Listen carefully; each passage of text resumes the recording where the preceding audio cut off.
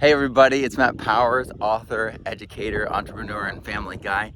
And I want to talk to you today about my food forest.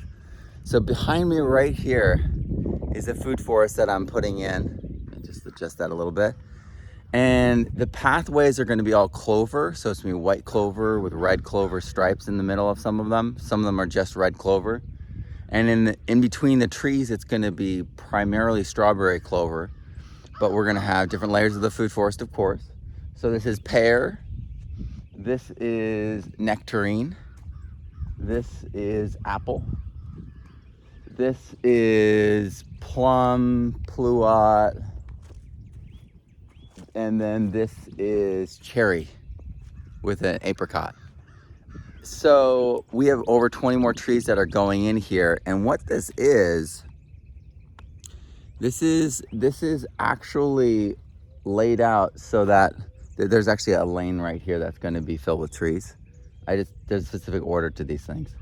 So, but right here, you can't really see the lines any longer because of the rains that came this morning. But this is where all the clover is planted. Well, here you can do the arm. The idea is that the pathways are such that we can mow them. They're perennial. They're going to be nitrogen fixing. They're going to be feeding all of this. I'll be able to mow and blow it into the food forest area or collect it and do compost. There's going to be, at the heads of these, there's rhubarb. Along the fence, there's grapevine, there's goji, there's hardy kiwi, there's blueberry. There's going to be black raspberry, golden raspberry, red raspberry, and blackberry. So that's along that fence line all the way down. And then there's going to be figs so that the grapes can climb the figs, and mulberry as well, because grapes used to climb on figs and mulberry in antiquity because they didn't make fences, they grew trees. So this area is in the next few weeks going to completely grow. And so there's seeds already planted. They're everywhere, they're ubiquitous. So a lot of perennials are in here already. We've got over 200 asparagus that are along the edges of these lanes. We've got 100 strawberries as well. We're gonna be adding 50 more asparagus, 100 more strawberries. We're gonna be adding a lot more shrubs and perennials as well, smaller things as we go. But we wanted to get the anchors in first, and we wanted to get all the perennials in so we could just pop things in as we go from here on out. I've got to set up the chipper soon so that I can chip and put the fungal duffs around each of the trees so that they can hold moisture. They can make it more fungal over time as well, because this is just sandy alkaline soil. And so in order to really make a big difference in this soil, in this climate, we really have to up our fungal numbers, our fungal foods, our organic matter. And for every 1% organic matter that's in this soil, up to per acre, you get 20,000 gallons of water. So there's really no organic matter here. So the more organic matter that we bring in, the more we structure. It's not just bringing in, it's the structure. So bringing in is good, but structure is ultimate, because structure is electrical, and structure can hold things in a way that just an unstructured mass can't. And so this whole area is very soon going to be all green, very soon going to have all these trees just popping off and growing their first year's growth in this site. They're like 3-year-old trees. So a year and a half from now, we're gonna have most likely fruit on all these. So, and in a season, or even this season, the asparagus is gonna grow just fine. The strawberries, the first season when you do bare root, you gotta pinch off the flower so you focus more on roots.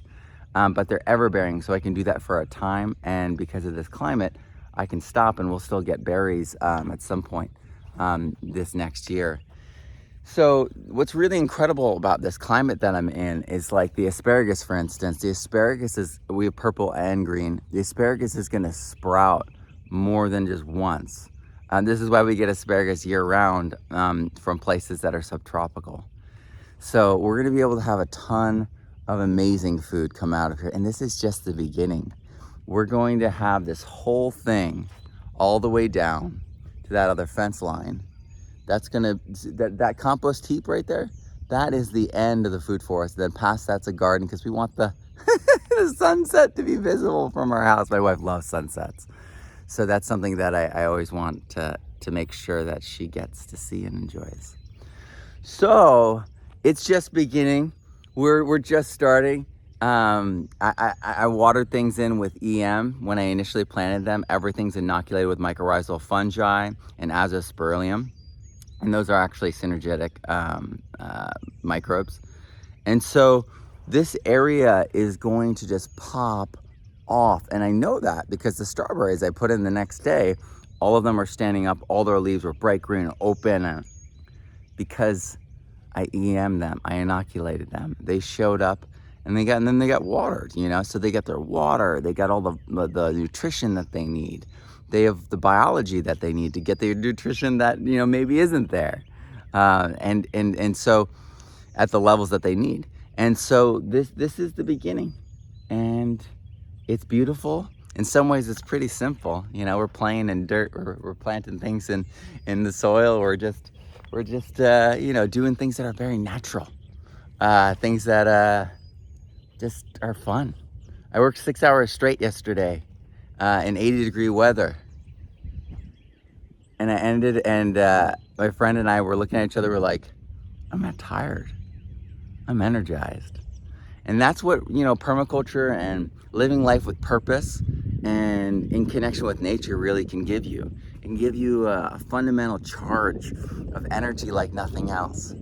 So today, I'm going to challenge you to go out and plant something, to go out and make your day more natural, more joyous, and plant in abundance and start living that abundance that permaculture promises. I'm Matt Powers. Grow abundantly, learn daily, and live regeneratively. And I'll see you guys soon. Have a great one.